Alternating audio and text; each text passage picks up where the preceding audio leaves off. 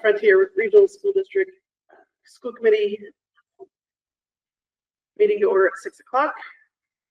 Begin with a reading of the operational goals. The school committee's primary responsibility is to establish those purposes, programs, and procedures that will best produce the educational achievement needed by our students.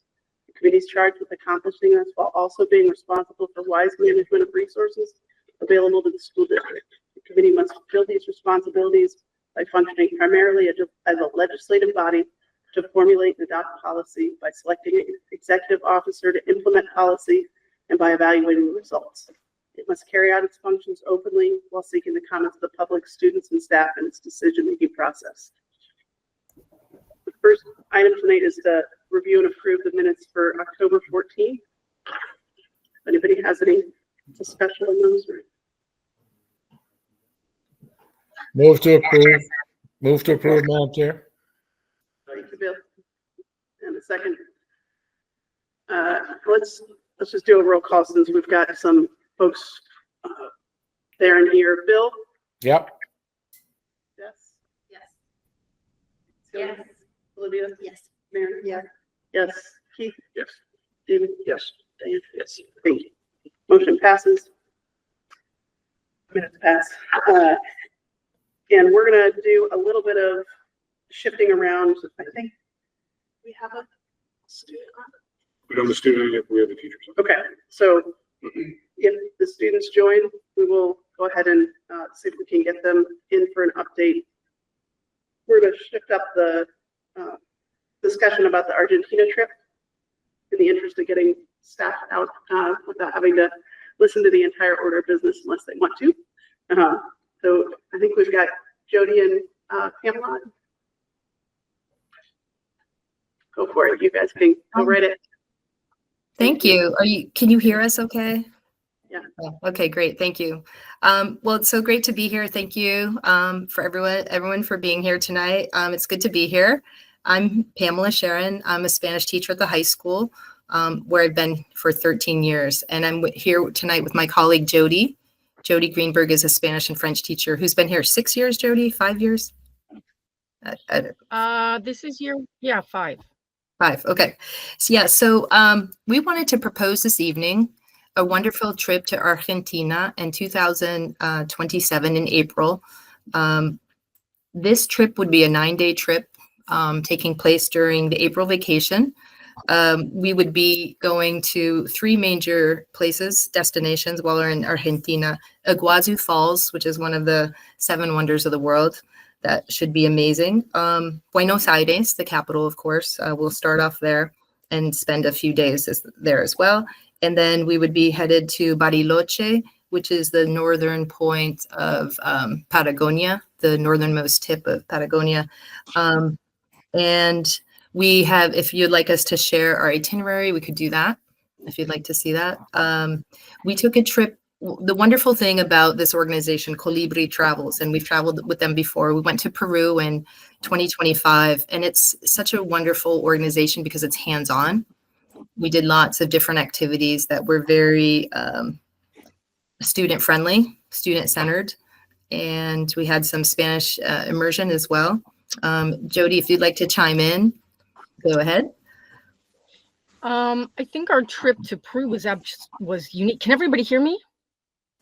Yes. Yeah. Yes. Okay, I think my internet is having some problems. So thank you for having us. And it's a pleasure to be here. And thank you so much for your support. So with regards to our trip to Peru, I mean, it was a really amazing trip. We had 28 students.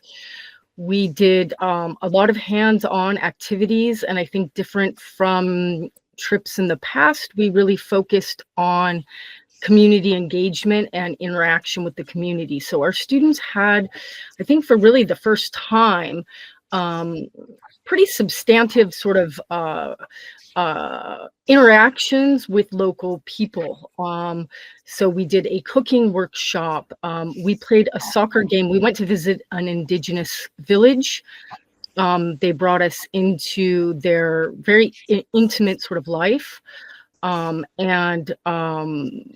We saw how they plant and how they how they harvest their food and prepare their food. They prepared a wonderful meal for us, and then we finished by playing a soccer game with people of all ages from the local community. It was really a highlight of our trip, and I think it was really kind of indicative of the style of travel that we're trying to do, is to really get students to reach out across cultures and build a greater understanding and really kind of experience things rather than just see the tourist sites and go to the museums, which is wonderful as well. But we really want to complement that sort of activity with actual interaction. Mhm. Right. So, you know, we did hike up to Machu Picchu, which was amazing. And we will have more hikes on this trip as well. Some kayaking, a tango class, cooking classes, lots of excitement. So if you would like to see our itinerary, we could share that. Or if you have questions, we'd love to answer them. What's the cost for students for this? Yeah, so the cost is currently $3,595, which I can actually say that because one thing I didn't mention is that there are at least 3 different flights while we're domestically inside Argentina. You know, we have the Andes Mountains. There's lots of travel that goes on within Argentina. And actually, as I looked around and kind of checked out other organizations and prices, this is the cheapest one I've seen. And it does include everything too. It includes 3 meals a day, it includes all the lodging. And the thing about this organization is they're different hostels and hotels and places that are right in the heart of where we're traveling. So it's not like we're taking buses away from the center. We will be in the center of everything pretty much. Does that include the airfare to Argentina? Yes, there and back. There. And all the travel within as well, domestically. You know what the capacity is for this trip? Like How many students? Yep. We're shooting like as Jody mentioned, we had 28 students go on our trip to Peru, which was wonderful and such a great experience. Really great group of kids. It was a lot of kids to do that sort of travel. So we're hoping to make it a little smaller this time. We're thinking around 14 to 18, right, Jody? Somewhere around there. We already have had some kids sign up, but again, it wasn't official yet because we're just kind of collecting some, gauging excitement and interest. And do you know if there's any either fundraising or efforts to try to help folks who cost may be an issue to go on this trip? Yeah, that's a great question. When we went on our trip to Spain, we did do we had a silent auction and we had an event where we did trivia night and we were able to raise enough money where the kids didn't have to pay for their bus to New York City there and back. And so that was really helpful. It was also able to cover some of the tip money. And so we hope to do that as well for this trip, for sure, definitely. Thank you. Okay, so actually that kind of maybe asks another question. So are there things that are not included in this? Like this includes the airfare from New York City, it sounds like, but it like. No, we'll probably leave from Logan, hopefully. And it does not cover the bus, but hopefully I'm hopeful that we will be able to fundraise enough that we can cover the bus expenses. The one thing it doesn't cover is about $75 worth of tip money. Okay. That's kind of separate from the cost for guides and tour guides, and there'll be someone that will be with us for the whole time. And we had amazing guides, I must say, the whole time that we're in Peru. So they take you every step of the way, very knowledgeable, and that sort of thing. And they're local guides. Yeah. Maybe. Not really a question, but just a comment. My daughter went on the Peru trip with these two, and it really was an amazing trip. And she has, I think, memories of her lifetime. So another trip like this, I don't know if should go on it, but, it really is a really neat trip. I think that's different than the average. I was just talking about this earlier. Is there insurance for any like cancellations, just given the state of, Okay, Yeah. yeah, Darius would be a great person to discuss that. No,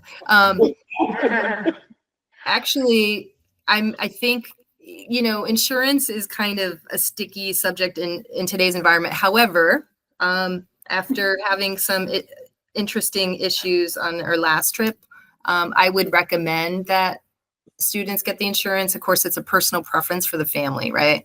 But insurance cost, last trip, it was $150 up to $195 to get, I think it was 80 or 90% back. If someone had to cancel for an emergency situation. And this was the reason I first started traveling with this company is that during COVID, they were one of the only people who gave the money back to students right away. Other people, it was unprecedented, right, to have a pandemic happening. And so it took a lot of companies so long to actually give a refund, and it was such a hassle. But this company is small enough that it's out of Cambridge, Massachusetts. And for example, to have a trip like this and pay that amount of money from anywhere from 12 to 15 students is possible. And they don't tack you on with other students from other schools like other organizations do, like Explorica or big travel agencies. So I like that too. So yes, I would, as much as I can, I would encourage insurance. and I was thinking of that, not necessarily on the participant cancellation side of things, but on like a airplane. Yeah. It is included up to a certain amount. I think $50,000 or something. I don't know if I have the, which is pretty common. I think I have it here. Maybe I don't. It's okay. I was just. Yeah. No, but curious I think it has to have a certain amount of insurance just to, to have to run tours and that sort of thing. But I would say, in addition, if there is some sort of cancellation, whether it's medical or some sort of accident, it's always good to get insurance. I never used to kind of do that, but now I'm starting to. I've seen a lot of unfortunate circumstances, so yeah, I'd recommend insurance. I think yeah. It's more of a process question. There's no cost to the district for this, right? No. The school. No, So why does this come to the school committee? Why isn't it just a curricular decision?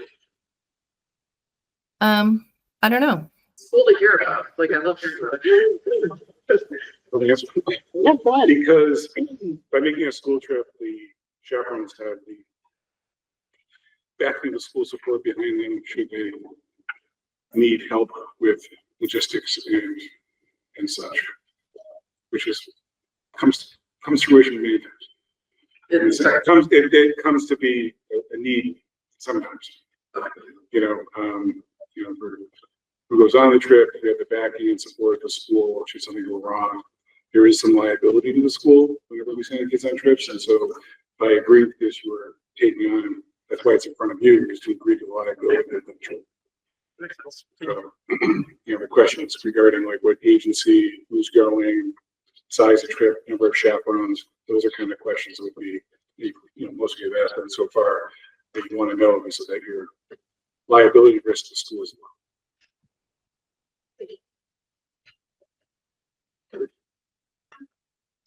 Which then maybe begs the question of who are the chaperones? I mean, you guys are both here, but I don't want to make assumptions. Well, it depends on how many students sign up. Currently, Jody and I are chaperones, and then there's potentially we would need a third chaperone. We don't want to have a huge trip, so I think at this company it's six? Jody, 6? I think it's 7 students. 7 1 to students per 7. teacher, so If 14 kids were to go or students, Jody and I would be the two chaperones. And if we had up to 21, we would potentially have a third. So that's kind of up in the air. Motion to vote? Thank you. So I just need a second. Second. Seconds all around. Bill? Great. Yep. Thank you. That's wonderful. It's going to be great. I'm excited. Jess? Yes. Yes. Susan? Olivia? Mary?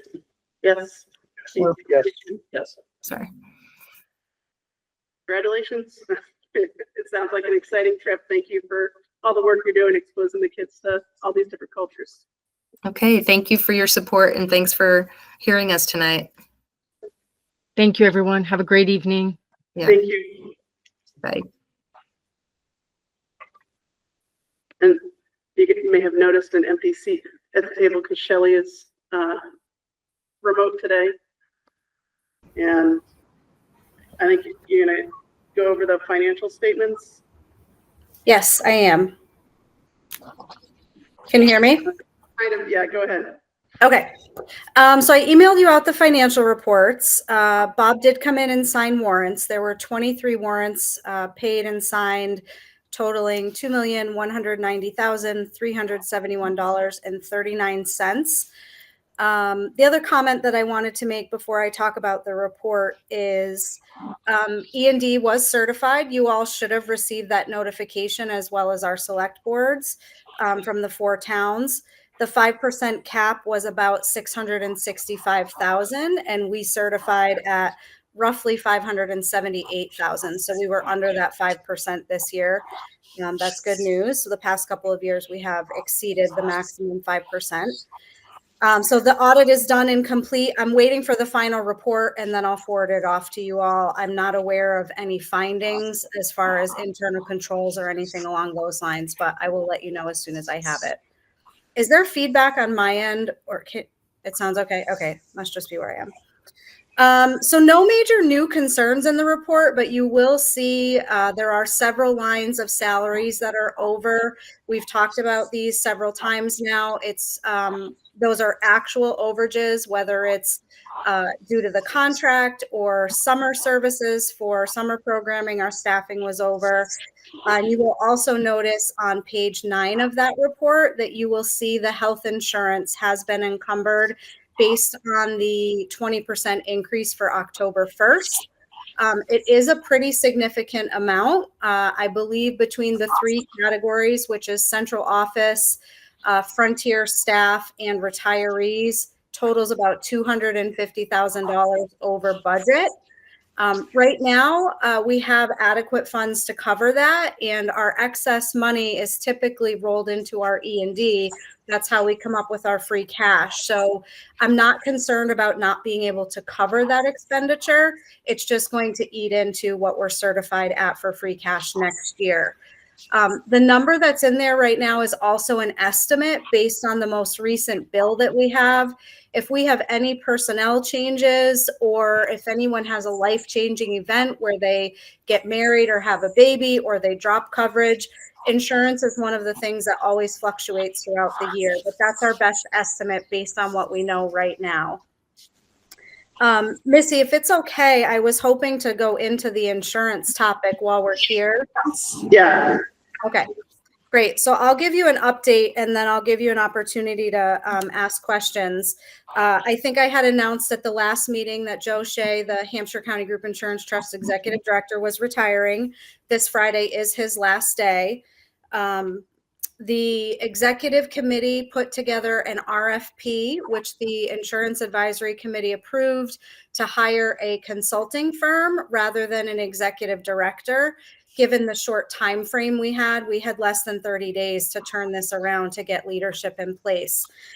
So the executive committee has reviewed the consultants and they will move forward with a recommendation next week to the Insurance Advisory Committee.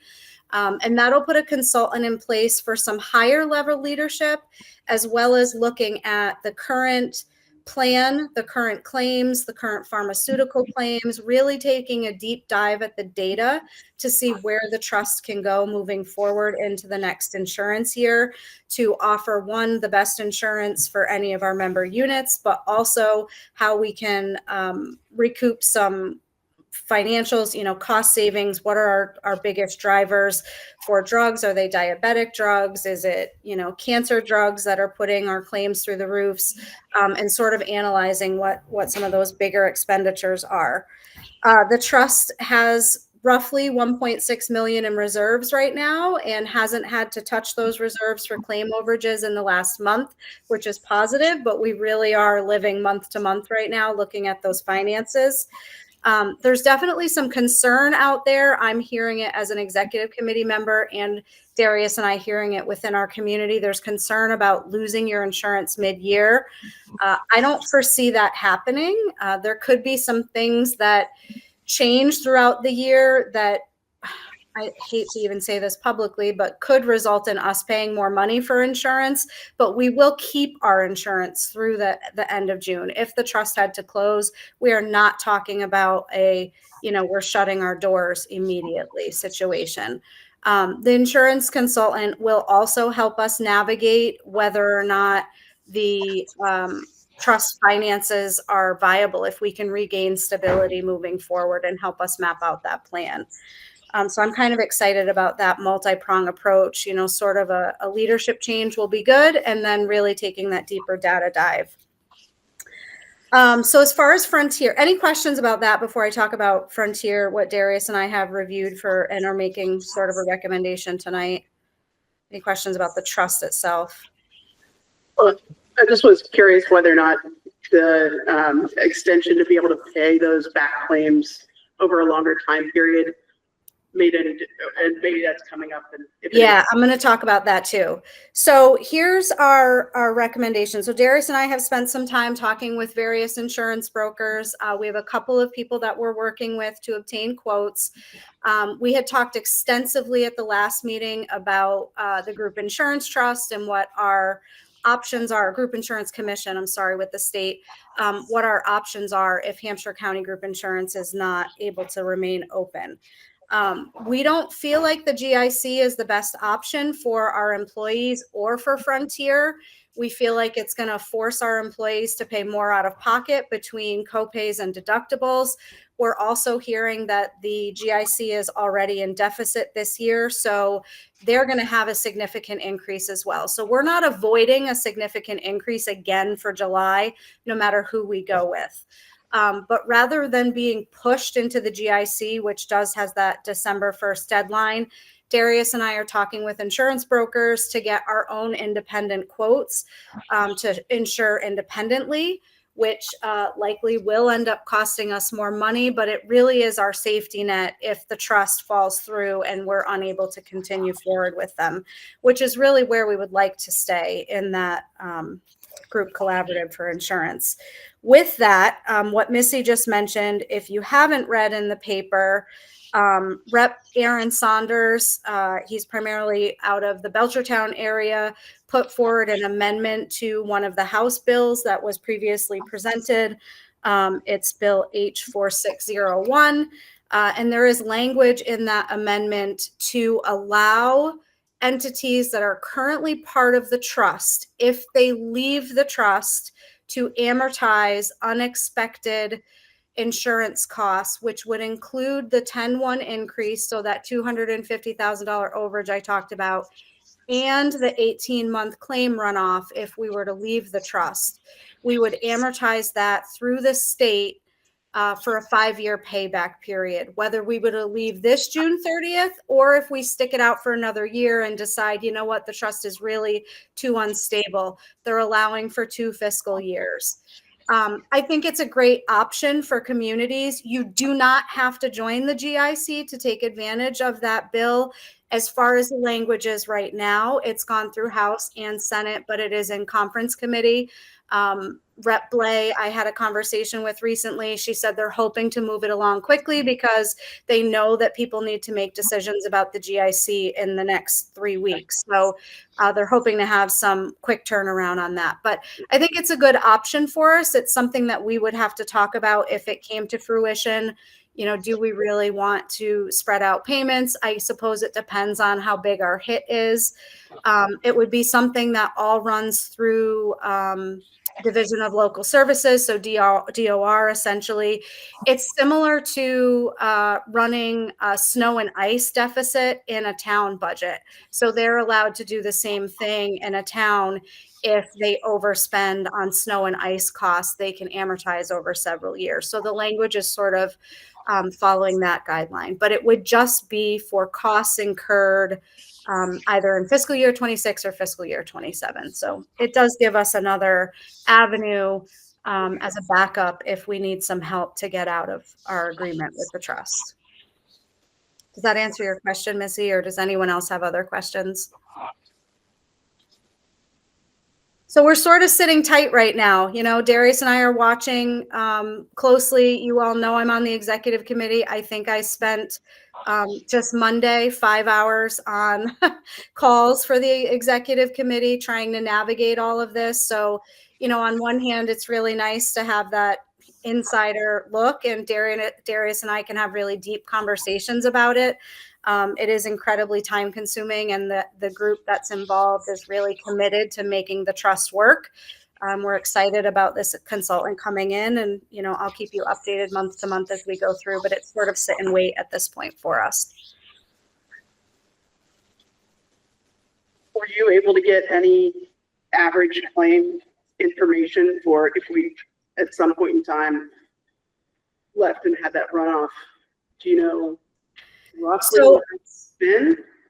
I was able to pull, or they sent me, I should say, our claim data. Blue Cross Blue Shield sent it to the trust. They sent me our claim data. It is like a foreign language to me. I don't even know what's on the spreadsheet.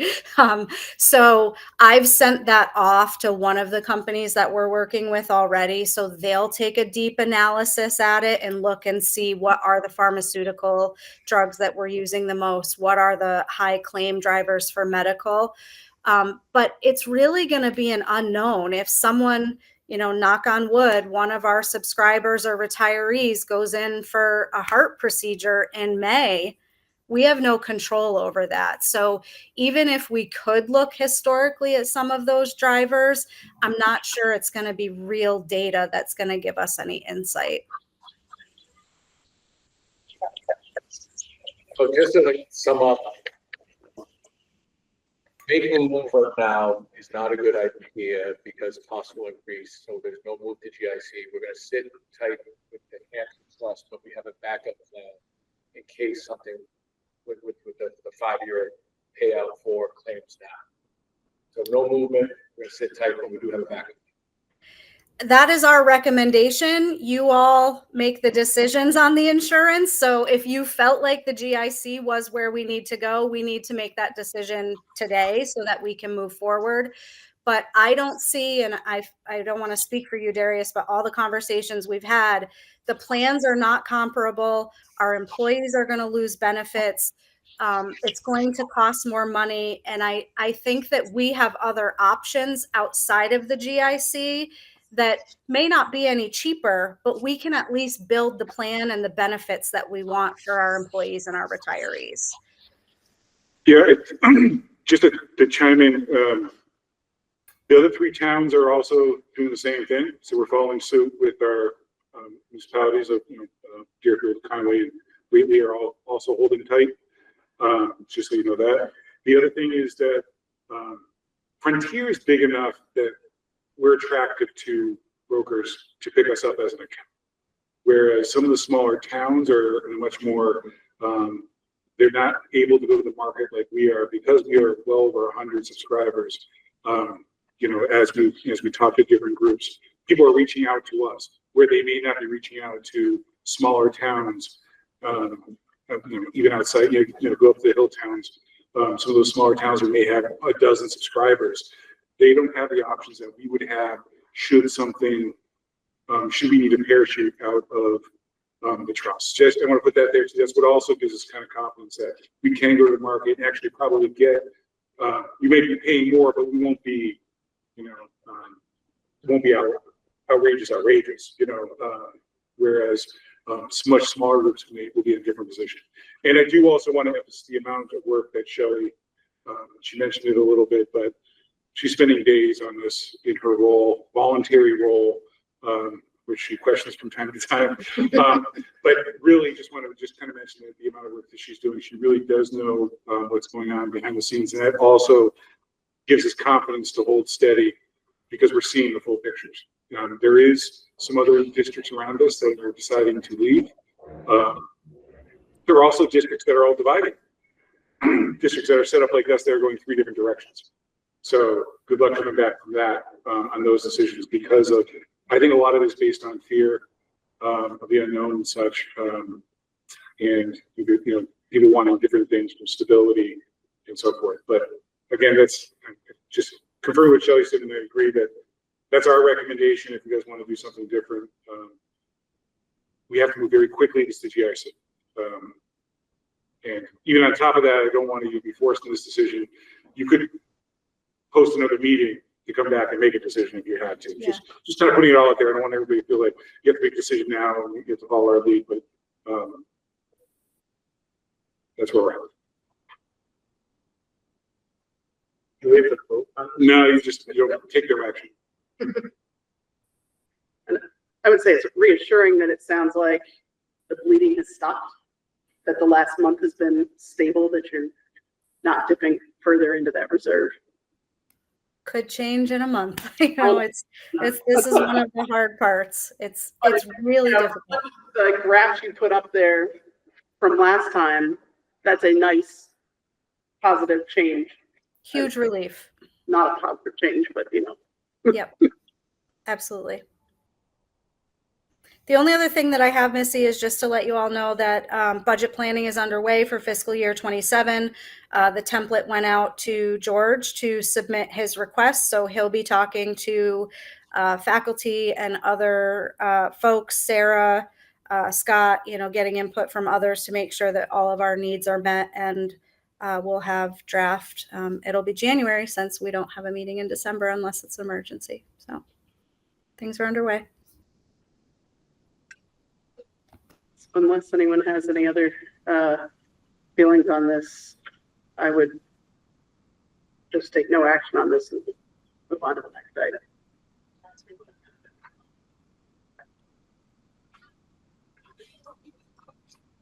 George?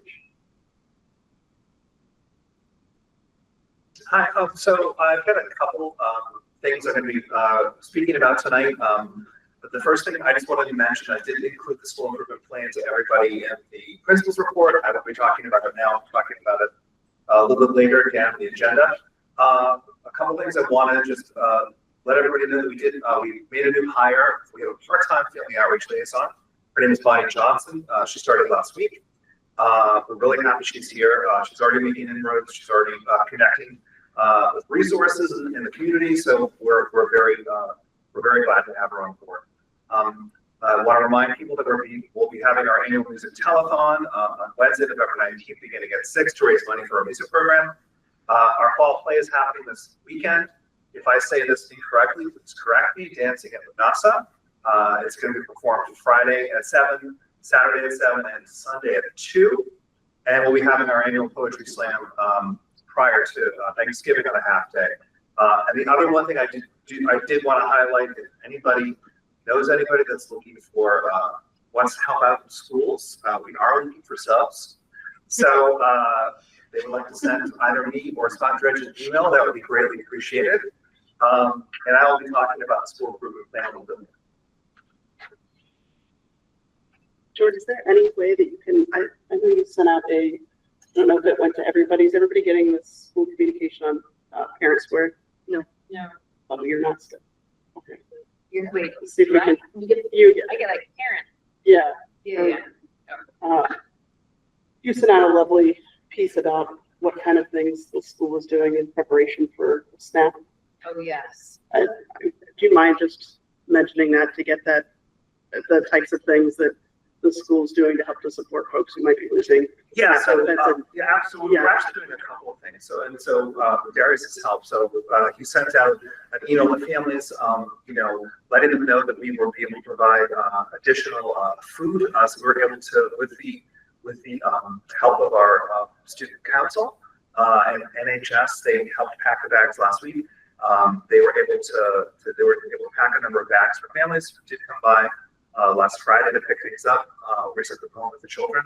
So that's happening. In addition to that, we're actually, we've been given the green light, to order additional snacks, so just to have in the boat. So the plan is to have a couple of different sort of hubs, middle school hub and a high school hub, just for students that might need extra nutrition throughout the day. So we've got that going as well. Awesome. Thank you. You're welcome. I think there's donation bins down there if anybody feels like swinging by the school at any point in time and putting those in. Can I just? Yes. I thought the email that you sent out, I think to staff that you shared with us was so thoughtful. I really appreciated it. It was really thoughtful. Yeah, we're doing the bags again this week. We did 120, 125 bags for the full communities who numbers. We're probably about half those on SNAP. And the SNAP cards are being loaded, so we're going to probably see how things are going and whether or not we'll be continuing beyond next week. We'll be on the ready. So the take-home bags on Fridays provided basically 4 meals within those bags and additional things for those students or the number of children that are in the house. So we're kind of student-based. The idea was really like we feed them twice at school, 5 days a week, but send a little something home on the weekend. I also, those are recording, we have the capability of doing it because of our size and scope. And I haven't been kind of, sending things to paper, putting that out there because other communities don't have the scope and scale. Like we have the money and we have the ability to do it in that scale. I'll use an example to our neighbors to the north. We have just about 830 or 870 SNAP families in our 4 towns. There are 4,100 in Greenfield. We're the same size school district. So you just want to kind of put it on a thing, like it's not about like who's doing this and who's not doing this. And that's why it's kind of like we're just kind of quietly doing this for our students. I'm saying this in a public meeting, here watching.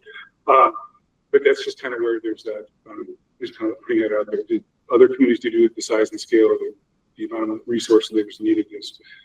We're doing it because we can. That makes sense. It does.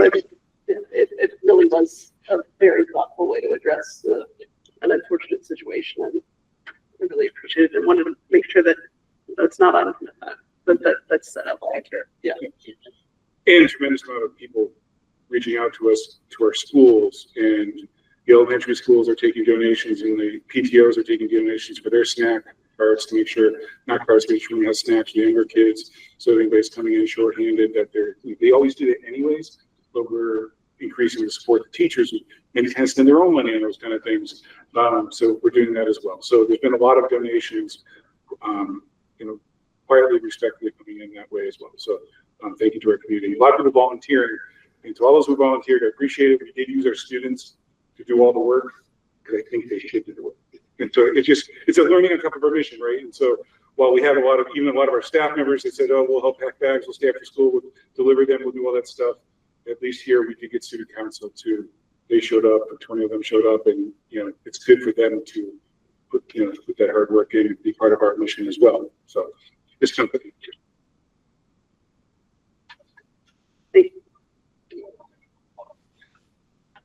Do we have anybody here for public comment?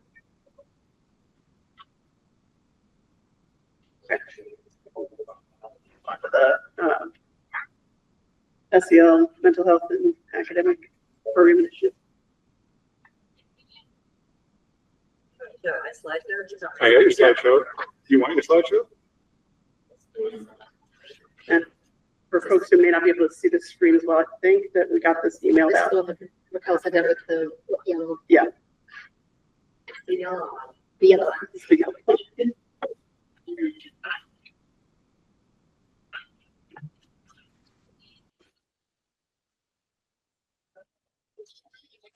right. I think everyone knows me. I'm Sarah Mitchell, Director of Education. This is almost as exciting as the other topics like Argentina and talking about food and all of that. But anyway, I come every year and I talk about MCAS, and I'm going to do that again this year. We're also going to talk about, it's really two presentations in one, and then George is actually going to finish up with a third presentation. So we'll do all three of them and then kind of open up the floor for comments and questions. If there's something burning in one of these slides that you really want to ask a question about, please feel free to interrupt, and we'll do that at this time, but we'll hold kind of the major questions to the end. So we'll start right in with MCAS 2025. And this is a pretty busy slide. I'm going to show you a lot of these slides. I'm going to go through and explain what I'm showing on the slide. We have a new software program, Open Architect, that we've been using to do some data analysis, and it's able to produce some kind of all-in-one screenshots of what's happening with some of our data. It's been pretty helpful because we can do a lot of comparisons over the years pretty easily just by looking at a picture. So what you're looking at here is there's really three pieces of information that are using the same data. And those data are students meeting expectations or exceeding expectations. We want this number to be as high as possible, about 36%. This is a graph of that same information. The blue is any student that's meeting or exceeding expectations. And then down below is not meeting or approaching. Yeah, meeting, exceeding, partially meeting. So this year right here is 2021, and it's pretty much a proxy for pre-pandemic performance, which doesn't seem right because the pandemic happened in 2020, but we didn't really start to see a dip until after 2021. 2021 was actually a little bit higher than 2019. In fact, we were kind of surprised with those results. But really what happened is we started to see the dip in 2022, and we've stayed pretty flat this is our 7th and 8th grade ELA performance. So we've stayed pretty flat since the pandemic. We haven't really kind of closed that pre-pandemic gap yet. Right here is the gray line is the state line, and the green line is our line. And you can see again, 7 and 8, we're below the state average. We'd like to see ourselves closer to the state average. That's what our demographics are. We should be about at state average, and we're below state average. So we're looking closely at that. This number right here, we would like to be around 500. 500 would be meeting or exceeding the standard, or the average would be 500 and above is kind of where you want to be. That kind of is indicative of each percentage of students. And right here is our SGP, and that number of 40 is in the average range. So you want to see between 40 and 60%, and we're hovering on the low end of that growth. Yes. Is the line that sets above and below expectations, is that the state average, or is that Yeah. like, Yeah. It's the line. Yeah, it's about that 500 point. Yeah. And the 500 is the score we're looking. We're going to look at a lot of these, and you can kind of keep those in mind. Let's go ahead to the next one. Sarah, just to correct me that the 500, that middle line is not the state average, it's the middle point. It's the middle. It's the point between meeting and The exceeding. the state determines that number, but Yes, it's not yes. the state average. Correct. Yeah. Sorry. Okay, Yeah. It could be about the state average, but they determine that line. Yeah, so the line, so sorry, Keith, yeah. So the line is really just showing the difference between meeting and exceeding, and not meeting. I was just wondering where the state determines that. Yeah, Or is that they just yearly They growth? play with it every year. yeah, they do, but they always make it 500. So that 488 compared to the 500 is really what we're looking at. But on the left, that's the actual state average. Correct. And so why? Well, it's not the state average per se. It's the percent of students that are meeting or exceeding expectations. Okay. Yeah. And so why is there not a dip there? If there was a dip for us, like what it is for us. Right here No, on the left. on the left. Like we had a big post-COVID dip, but the state didn't. I thought everybody did. Yeah, it's interesting. It's interesting. I think their dip is out here. Well, it could be. That's a really good question. Let me look at that data. Let me go back historically and look at that data for the state average. Yeah, I like that question. Thank you. Yeah. All right, let's go on and look at math. And maybe we'll see the same thing. Yeah, see math, you can see the dip much more clearly. And they've got a lot of power behind their numbers, so it's interesting. So a dip for them of that magnitude is a pretty significant dip compared to us because our numbers are smaller. We don't have as much power behind it. But anyway, so for math, we're a little bit stronger. We've got a score of 493 compared to that 488. This again is grade 7 and 8. We've got 37% as compared to 36%. And you can see we're kind of the same as our pre-pandemic numbers because the percent of students is pretty much the same. We had a little dip in 2022, but we kind of recovered there. And we're closer to that 50% SGP that you want to have for the student growth percentile. And we're at the state average for about. Next one. So just to keep things interesting, we've also been doing PSAT, and we switched over to grade 8 3 years ago. So this data, to me, I'll explain what this is. The green line is our ELA data, so that's our reading and reading comprehension. And the gray line is our math. And this number is, and the national average is 785, and we're coming in at 819. So we're above the national average for our PSAT. This data doesn't tell me much. I need many more years of this data to be able to say something because in ELA, we've got 3 really different points. Is it the group of students? Is this next number going to be here? And then we say, okay, this one's the outlier. And so therefore, is it going to do another bounce? And we know it's just highly dependent on the group of students that are taking this assessment. This is only about 100 students, whereas the MCAS data were grade 7 and 8, so about 200 students.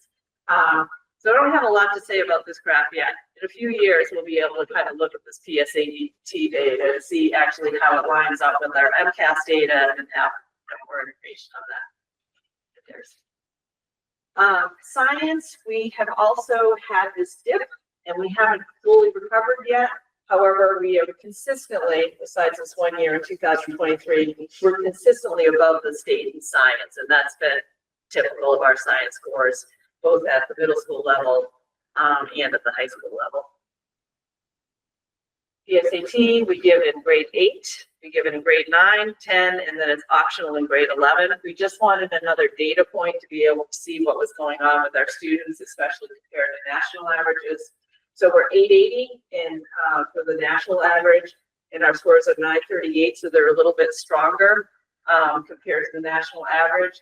And again, the data is hard to read because we just don't have enough years behind us to be able to tell us what's going on with each group. Grade 10 ELA. So 10, we had a pretty big dip this year in the percent of students that were in that meets or exceeds expectation. This is also a little tricky. All my data is tricky tonight. There's only 67 students in this class, so it's a really small number compared to our regular group. We have been looking closely at the data because one thing we wondered is, were the students, did they know that the test wasn't actually counting? And looking at the data, we don't think most of these students put in some effort. We've looked kind of at this number down here, students that were in that range, if you look really closely at their exams, and with a little bit more, they probably would have popped up, but it's about right. It's about right as far as performance goes. And we've been showing kind of a decline here, but we'll also notice that 500, we're hitting, you know, what the average of the state is, and our growth percentile is in that 52%. So it's right where we want it to be. And then math, we're pretty consistent. And so it is kind of, we've got a little bit of a dip here and a little bit of a rise here, but again, 503, we've got more than half the students. And then the growth percentile is really high. I mean, that's a very high growth percentile. It's at the upper end of average. All right, and then grade 10 PSAT, this is starting to level out. So we're starting to kind of see where our ELA scores are. The math scores kind of decline there. So I'll be very curious to see what next year's PSAT data looks like for these groups. And again, these are different groups of students, and 890 was the average, and this group is 923. That's all the MCAS. Okay, this is much more fun. Okay.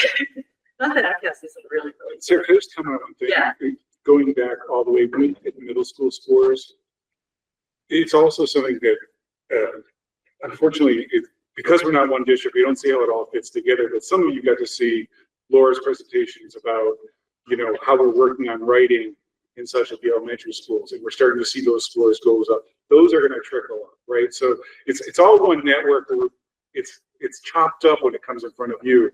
7th grade scores are 7th grade scores. Like, we have a half a year with them, 3/4 of a year with them before they're tested. But it's really about the whole group working together and Sarah and Laura working together on that stuff. So I just wanted to kind of put that out there because it does, after seeing her presentation, seeing like, I know those scores are going to be going up because we're sending scores that are getting higher in the elementary school. So the two pieces do fit together, and it's very hard in isolation. So it's kind of, That makes sense. So we're looking. Can I also ask just about the MCAS data? Didn't our equity audit say we needed to be looking at our MCAS scores for different subgroups of students, which we didn't cover tonight? Are we going to get a separate presentation on that? I wasn't planning on doing a separate presentation. I can certainly share different information because we do look at that, and the open architect makes it really easy to look at that because we can pull it out for different subgroups, particularly around low income, around our special ed population, which we have looked very, very closely at. And I do have some things around our new initiatives that are going to address some of those pieces, not all of them, but some of those pieces. Yeah. Okay. Yeah, but I can certainly share some if people are interested in kind of knowing. The bottom line is they're lower. Our subgroup populations are lower, and so we're looking to see exactly what's feeding into that lower performance. Yeah, I was really unhappy that our equity audit had such a focus on standardized test scores, which really doesn't capture a student or a group's full experience. Yeah. And I just want to make sure we haven't dropped that because what we just heard about MCAS didn't mention that at all. So I would really like some more information on what is happening. Yeah, but they're, yeah. And so we'll talk about some kind of new initiatives that are addressing kind of the whole child piece of it also, because that certainly feeds into exactly what you're talking about. It's really digging down because we're small enough. We know what's happening with students on an individual to individual basis. We're not a school that's so big that we have to put kids in buckets and say, okay, all of our students in this group are this. No, we can say, well, Johnny and Susie, and this is what's happening with them, and they happen to be in this group. But which is why our audits focus on the test scores with such a discipline. Yeah. Just drill down a little bit. So the 2025 scores for the 10th graders, are those this year's juniors? Yes. So those, when you look back on the 7th and 8th grade, those 10th graders would have been the 2023 cohort. Yes. So you can kind of see along. Yes. And now the challenge with the data that I just gave you is it's 7th and 8th combined. And so what I can tell you is the 8th grade scores were a little bit lower than the 7th grade scores, which kind of matches that little bit of a dip that you're kind of trying to put together, because there is a pattern there. When you look group by group, there's a pattern. So if you see a little bit of a dip in one class, you see that dip as it goes through, just because of the particular makeup of the class. Yeah, and that's why I like combining the 7th and 8th, because it kind of levels it out to just a little bit of a bigger sample size. Yeah, but you're spot on with that analysis. Right. Don't go back, go forward. I know, it's easier. Okay, so let's go ahead to the next slide. So George is going to talk a lot about some of these also from kind of a different lens on our school improvement plan. We have continued to roll out the Changing Perspectives curriculum. It is an SEL curriculum. We're implementing it in grades 7 through 10. There's an emphasis on empathy and responsible decision making. These are also concepts that are very, very heavily reinforced in our health classes. So even though it's a standalone resource that we're using with our students, it is reinforced as part of the regular coursework. It is aligned with the CASEL framework, which Clay Blair mentioned the last time that she was here. which is kind of the national standard for that. So we're going to talk a little bit about how we go to the next one, about how we're rolling out all of these initiatives.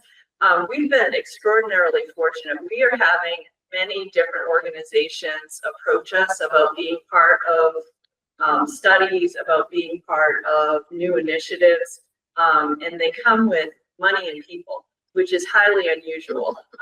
Usually we're out there looking for money to fund projects that we have. We have the need, and we have been approached a couple of times. So the Youth Wellness Coach is being funded for 3 years through a Mass General Hospital grant. And this individual is coming a couple of days a week. He's helping to implement this SBIRT, which is a substance abuse mini survey. Screening, brief intervention, referral to treatment. Thank you. He's going to be providing some interventions with students based on the results of those surveys. They're in-depth interviews. They take about 15 minutes. So you have to sit down with each student and have a 15-minute interview with them. It is something that is now being required by the state. And so you do see it in all Massachusetts schools. We just happen to get a person that is going to actually follow through and do the interventions on the other side of this, which is just really unfortunate. He's also going to be doing some of the Changing Perspectives curriculum. And you should see the schedule for the implementation of that curriculum because we have many, many people involved with the next one.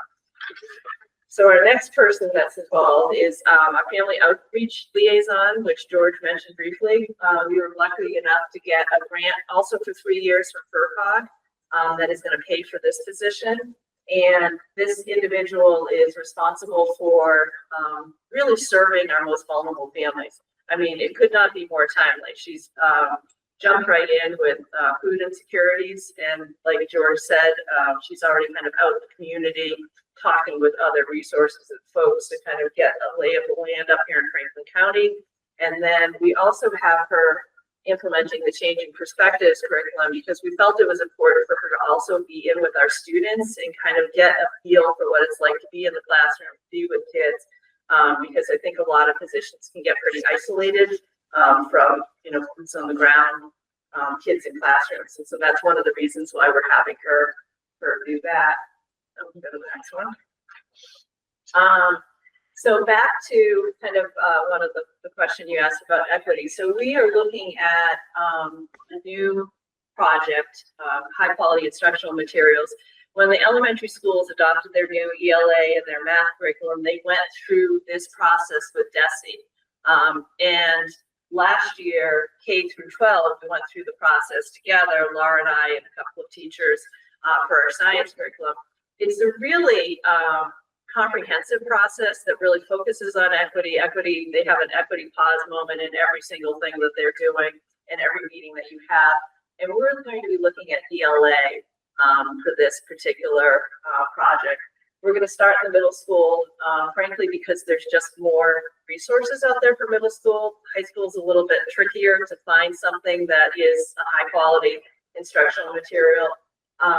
The goal is to take a very long look at it as opposed to kind of a quick get it done process. So we expect this to roll out over 2 years. And we have a team put together, just started meeting. So I have just the information that we're going to start this process and not a lot of particulars about it yet. Next one. Our next piece is Campus Without Walls. The Collaborative is actually the lead organization for this project. They had 3 or 4 districts that were going to join them, and then all the other districts dropped out except for us. So we're their only school that's working with them at the moment. Essentially, how many of you know about virtual high school? Yeah, so most of you. So virtual high school is a way to do kind of online courses for students that might not have find something in our course catalog and are really interested in, like Calculus BC. We don't offer Calculus BC here. They can take it through VHS. This organization is trying to create something similar. It's a little bit more homegrown. They're starting with 10 high schools in Massachusetts. This year is a planning phase.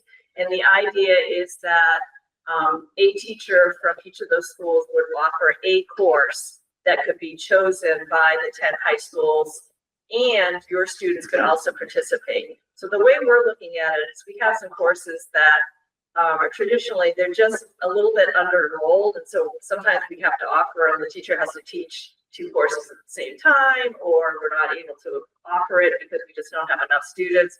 And this would allow us to offer at least one of those courses that we think is a valuable course for students, but we just don't have the enrollment numbers. And these are kind of the goals of that particular project as they've written it out. Sorry, are these, all gonna be, they're all through like virtual platforms? Yes, yeah.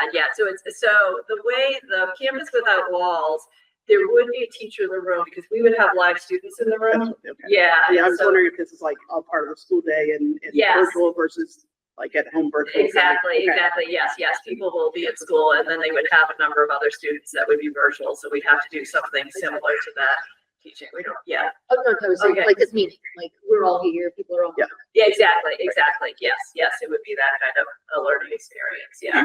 But we provide virtual high school as well Yes, in our yes. course catalog, which is different than this. Yes, the Okay, so- virtual high school actually happens in that room back there, block by block, and there's probably 4 or 5 students each block that are taking a class with another teacher somewhere.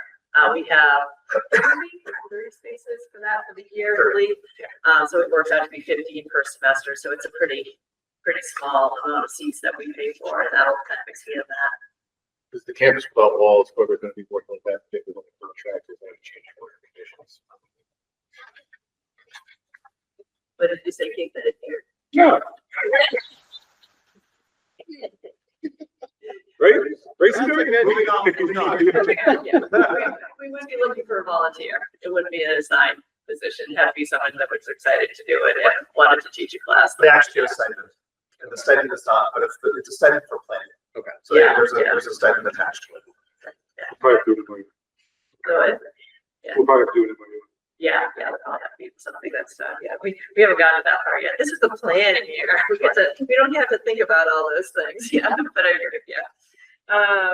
And then, so our last piece, our last kind of addition until George gets to the school improvement plan, are professional learning communities. So we dabbled in this last year, and we're taking it on with our full faculty this year. We're working with Portrait of a Graduate as the framework so that we can find a way to talk about those qualities and skills that we feel students should possess at the end of the day. We have just begun this work. Yeah, so we're combining those 2 initiatives. All right, so because that was a lot, here's the summary slide. But hang on, hold on. You guys did this portion of graduate work. I think it's pretty cool. Okay, go ahead. Well, because you just did it on the 4. Yeah. The staff got together, took the portion of graduate that you guys just approved. They went through, right? I was just want to say it's a little bit more than, I just thought it was very neat that Yeah. that document is being used in front of teachers where they're going through it and they're talking. I just wanted to kind of emphasize that instead of, sorry. I just thought, Yeah. sometimes you do these things, you're like, it goes into a file somewhere and it was a very nice, pretty picture, Darius, but what are you doing with it? But we're actually doing something. They like the picture too. Yes. Thank you. That's all I care about. We're making posters too, Yep. so that'll be good. Can you say a little bit more about what the PLCs look like? Are you doing small groups? Is it long? Yeah, so right this moment, and again, this is like, we're in the infant stage. Last year, we changed up trainer department chairs, and this year, we're training our entire faculty.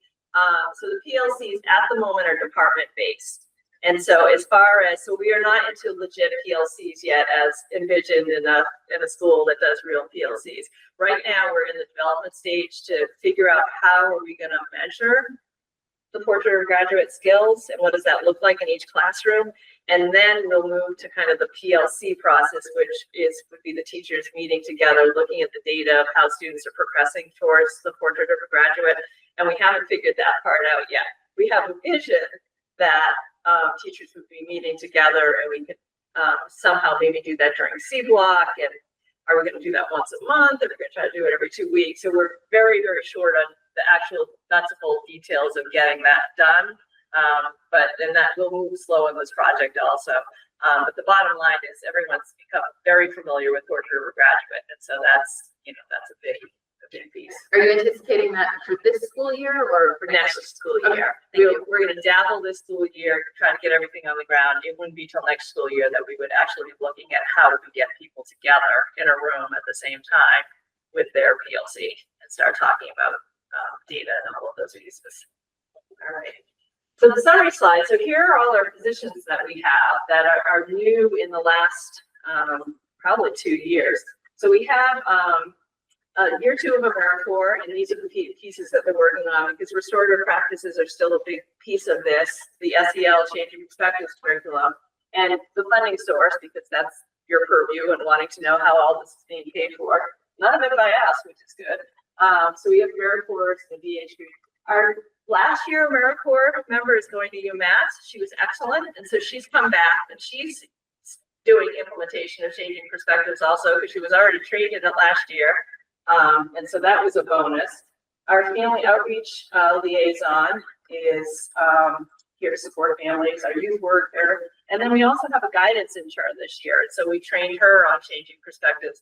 So the schedule for the Changing Perspectives rollout is like this big with lots of dates, teacher names, and it's all over the place. And so far it seems to be working.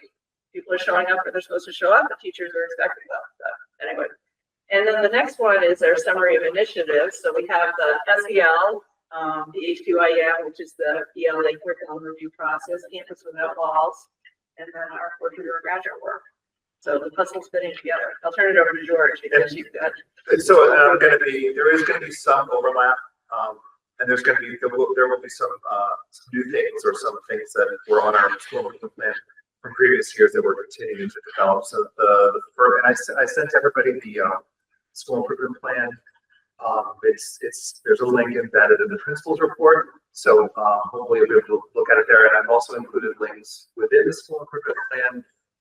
And so the first thing on the school improvement plan, just to sort of echo what Sarah was saying, are the PLCs, professional learning communities. I would encourage you, if you haven't seen the portrait of a graduate, I did include a link through there. So you can go through and see exactly what teachers have been talking about. We've been working with our department chairs.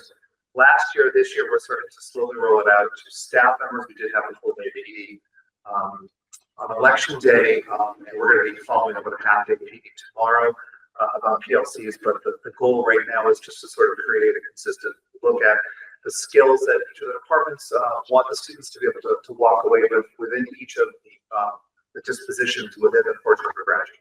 So that's one thing. So George, can I just, Go ahead. is this publicly available? I don't think I got a copy of it yet. So Can I open this up somehow to? you should be able to. Yeah, It's seasonally. Yeah, it's in the principals. So if you go Like, to the, thank you. so if you go to the principal's report, it says here's a link, Got it, thank you. and you should be able to get in there through there. Next thing is innovation pathways. We started innovation pathways a few years ago. We started with manufacturing, Fab Lab. Those have been really successful. We have been sort of growing our innovation pathways offerings. Over the past couple of years, we added a healthcare trainer and CPR first aid. And then we're also developing, we're starting to develop criminal justice and global studies, which started last year as well. And this year we've actually added an accounting class, and we're adding computer science as well. So we're moving forward with innovation pathways. How long is that going to go for, Sarah? Yeah, 5 years. However, they seem to have changed the parameters on it, and now they're making us apply for it each year. So my suspicion is that it's going to be just ongoing because some of the initial innovation pathway grants are in the end of their 5 years, so they changed the model to be able to continue to fund it because it is hard to pay for without that grant. Next, we're continuing to implement sort of practices and anti-racism and equity work. We continue to work with, actually, they'll be coming, James is coming in a couple of days from Translate Gender. He'll be doing PD for staff of microaggressions. We've also had him come into assemblies for our students this year about anti-bullying assemblies, which has been great. So we're continuing to work on sort of practices. We still have training offered for our staff as part of our PD. We've got Fabio coming back from college. He's going to be working with our staff again this year. So we're happy about that. Curriculum format and modification. So as Sarah mentioned, so there's an HQIM process, which stands for High Quality Instructional Materials. So this is something that's offered through DESE. Last year, science took part in it. This year, we're adding ELA. One of the things that you're talking about, equity, one of the things that definitely has been brought to our attention in terms of our MCAS scores are the scores of our students on IEPs, particularly ELA. So one of the things that we have worked in, we've created a team. We have a team now that we're working with, and they're going to be, we just started going to the HQIM curriculum review online process, which is, there's a link through that too. If you want to look at through DESE, if you want to look at the process about sort of examining new instructional materials and best practices. In this case, we'll be looking at best practices for ELA, and they've also been doing the same thing for science. We're doing that. We continue to focus on SEL, social emotional learning. In the past, as I said, we've been working with Transit Gen for years. In the past, we were working with Brave Schools. We're not working with them anymore. We have worked with them. We're continuing to work with Changing Perspectives. And we got a great, like I said, we got, like Sarah said, we did get a grant from MGH. It's called an Oasis grant. We've got a wellness coach. His name is Josh. He's here 2 days a week. And he's not only going to be helping out administer the expert, but even he helps with diversionary work, like if students are caught vaping or anything like that. He has a program, a protocol that has been developed by MGH, Mass General, that he works with the kids to hopefully get them to cease their poor choices. Family community connections. We did hire a family outreach liaison this year. She just started last week, and we're really excited to have her on board. And we're continuing to well-being and mental health initiatives. We did do teacher talk training for all of our staff members this year about how to identify and intervene in instances of sexual violence. And then there's a link through there. And then we've got our restorative practice coordinator and our counselors are working with 7th grade students with a program from the Levitas Foundation that is based out of the University of Maryland and Baltimore. And they are, that's basically about helping students, they basically here, right? So activities designed to help them identify, question, or reject, or disrupt behaviors that give rise to sexual harassment and assault. Because we definitely we saw an uptick in that in middle school, and we're hoping to address that. And so far, I've heard from various sources that the meetings with the 7th grade students have been very successful. So we're doing, like I said, a lot of it will overlap with what Sarah said. But yeah, that's our school curriculum.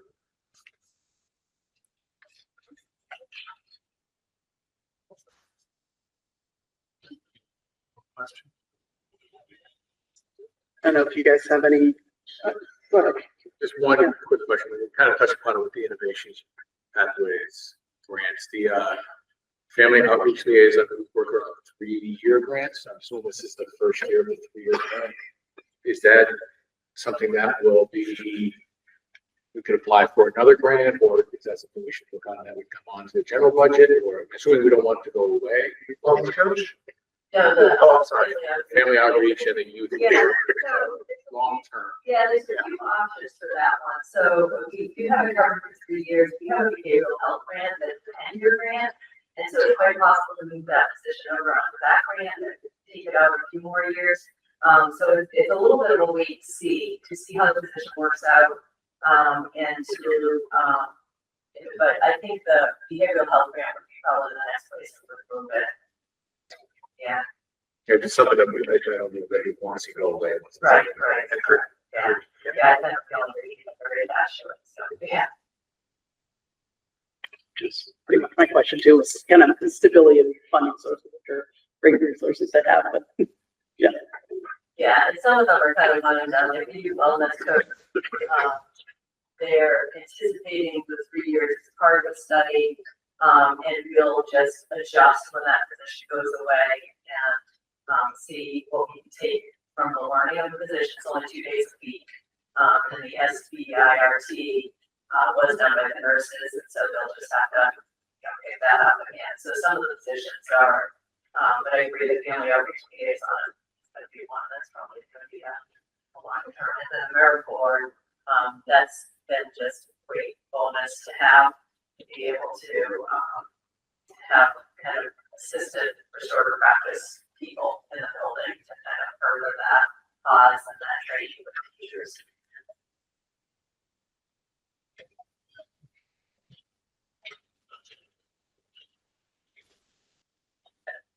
I just want to say, since I missed the link for this, I haven't been able to do my due diligence and don't feel like I can vote on it tonight, so I'm going to be abstaining. I take this seriously and I want to give it my full attention.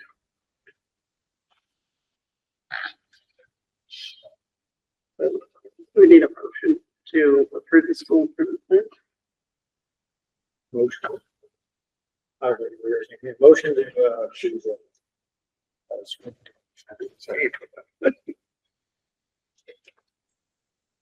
Bill? Yeah. The two of them. Sorry, Damien and Jess? Is abstaining. Celia? Suddenly I feel really guilty voting. Because I also missed the link. We could change the motion to table it. The elementary committees are not voting on our school improvement plans till January.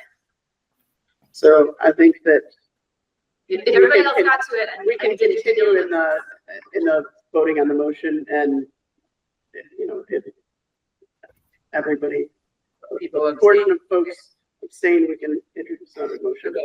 I don't think we can change course mid. Yeah. Yeah. Okay, I'll abstain because I have not looked at it. Olivia? Yeah. Yes. Yes. Yes. Yes. Motion passes.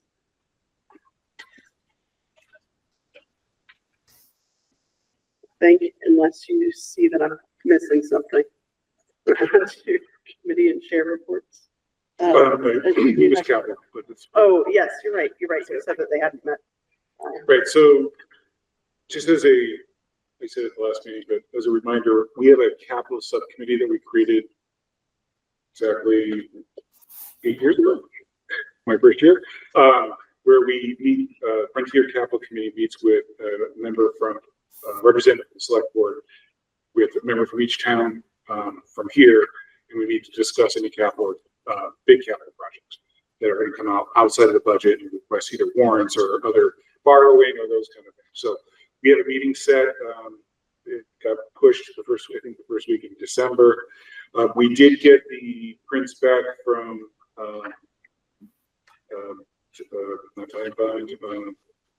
First Design regarding the parking lot and the original number. The first number coming in is around 1.1 million to do the parking lot. So Shelley and I are looking at different ways of funding that. The use of the $300,000 to pay for the health insurance kind of took a chunk out of where we could have taken the lion's share of that parking lot. Our school choice has also gone up. So we're still looking at those numbers and waiting for those numbers to be verified by the state, but we might have a lot of revenue there where we can apply a portion of that to this, and how can we break it over 2 years to pay for it.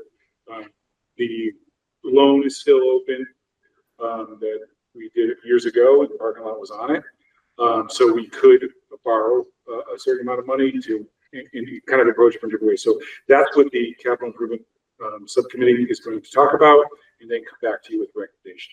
So it's kind of the update where it's at right now. So, and then this whole process, the parking lot does fall within the buffer zone of Bloody Brook, so it's going to have to go through Conservation Commission. And so that's going to extend that process too. But it is a straight kind of project, and I brought prints and I'll pass them around. People can look at them. If I put them on the screen, you just do look at them, go, but I'll pass it around. People kind of flip through just the idea of what we're trying to do with them. It's mostly just a resurfacing, but we're trying to there's some rearrangement of parking spaces, creating one lanes of traffic going through.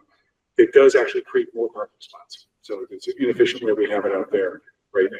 So, and also part of that is to remove the oil tank, which isn't in these prints, because we're going to do that separately. We didn't need engineering to remove tanks.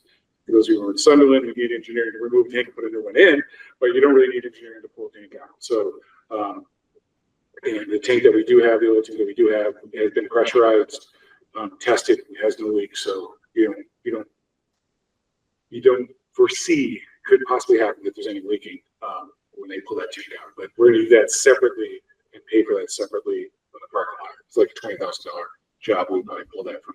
We'll come to you for approval, but at a school choice or something. This is still planning to go forth to be done next summer. The plan would be to do it next summer. Yep. Depending how long conservation takes, if we get this thing out to bid, in February to March, again, it's a pretty straightforward paving job. So those companies bid all those at that time. They set up their summer schedule based on how the tennis courts were done. When they come in, rip out one day, and it's probably a couple-day job. And This is going to be back on it. both lots, yep. And so again, I'll pass that around, and you guys can kind of you can flip through. Some pages are you can see what you're looking at, and some pages are like, so.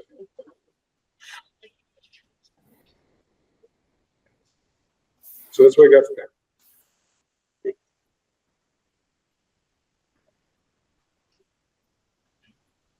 Too distracting for folks who are looking at the parking lot, but I got it. If you have not already gotten to one of the chapter 70 conversations that are happening around, there was one in Greenfield last week, and then there's a virtual one coming up on the 18th.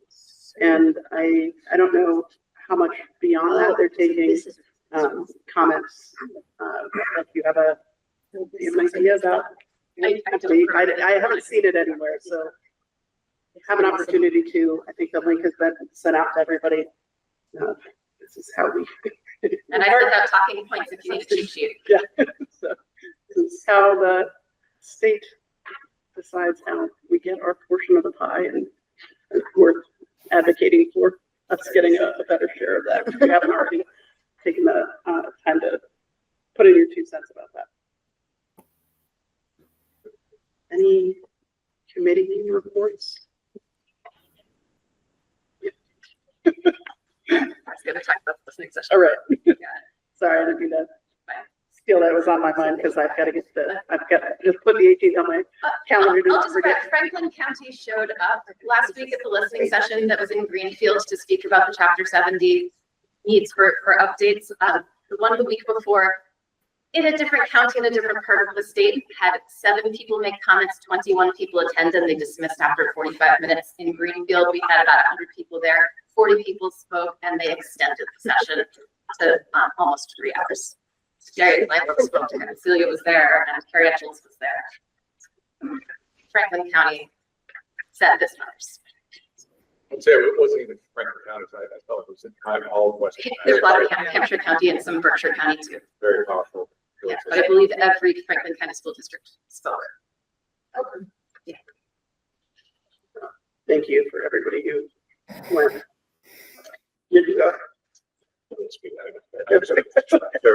Jessica spoke.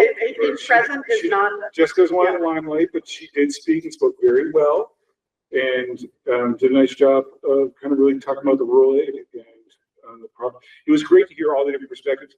The panel in front of the panel in front of they basically taught me chapter 70. So it's kind of like they understand what the problems are. It was a little, in my opinion, it was a little dog and pony show in that kind of sense, but they did hear, a lot of perspectives of how it's impacting communities, and if they don't listen, shame on them.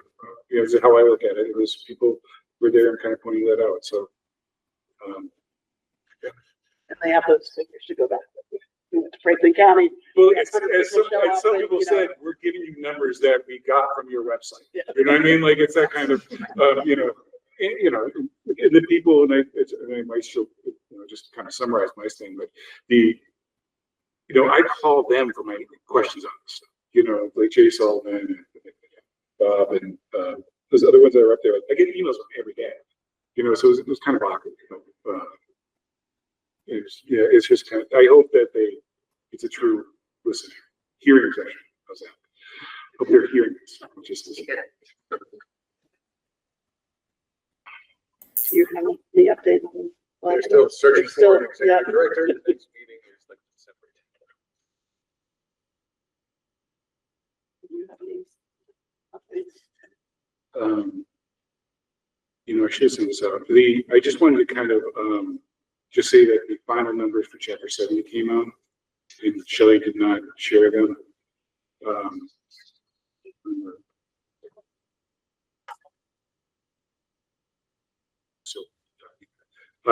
But the numbers went down slightly even more.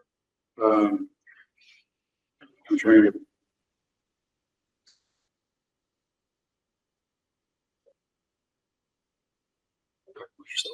Numbers, the assessments to the town. No, the Chapter 70 money that when we said we were getting 25%, it was actually less. And our and Conway ended up being completely removed from rural aid. I'm sorry, Chapter 70. Sorry, I'm trying to do two things at once. Our rural aid final numbers came in even lower by a few $1,000. You know, we'll be okay. But I wanted to share what those are. And Conway lost their rural aid completely. Because their per capita income went up due to a couple of people entering the community, which means they lost $32,000 worth of funding that we applied to the current budget. So going to the next budget season, we're going to start about almost 2% in the hole because of the funding formula change from the state. Whereas the amount of income that comes in from the people that move to town, this is where the Jefferson is really, really broken. So the per capita income, how much the town's wealth is one of the factors for rural aid. So if you have somebody very rich moving to town, but town gets their income not on how much you make, but how much your house is worth.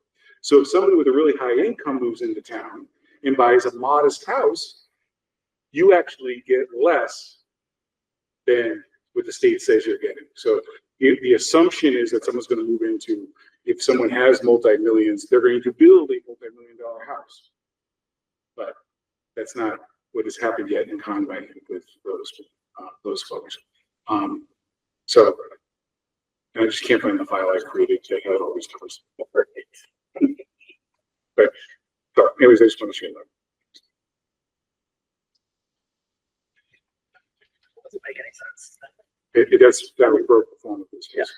Well, it reminds me of Conway's because they were also talking about 90 funds with the roads because they have similar problems, right? How many miles of roads do you have? Isn't necessarily translated into income roads. All right. Unless anyone has any other pressing needs that they want to bring up. I have the final number that Frontier lost $60,000 of rural aid, and we will be getting 157,539 down from 217,000. So it was actually greater than the 25% loss that we thought we were going to get. So. Because this kind of change, right? It's into, so that it was a much larger. We originally thought at 25%, you know, we would be down 49,000.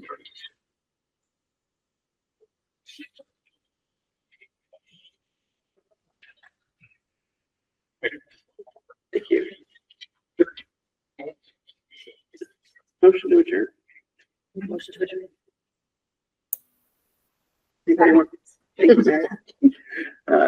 Meeting of Frontier Regional School District School Committee. Oh, sorry. I got ahead of myself. I'm ready to go. Bill? Yep. Jessica? Yes. Yes. Yes. Yes. Mary? Yes. Yes, yes. All right. 7:28 still.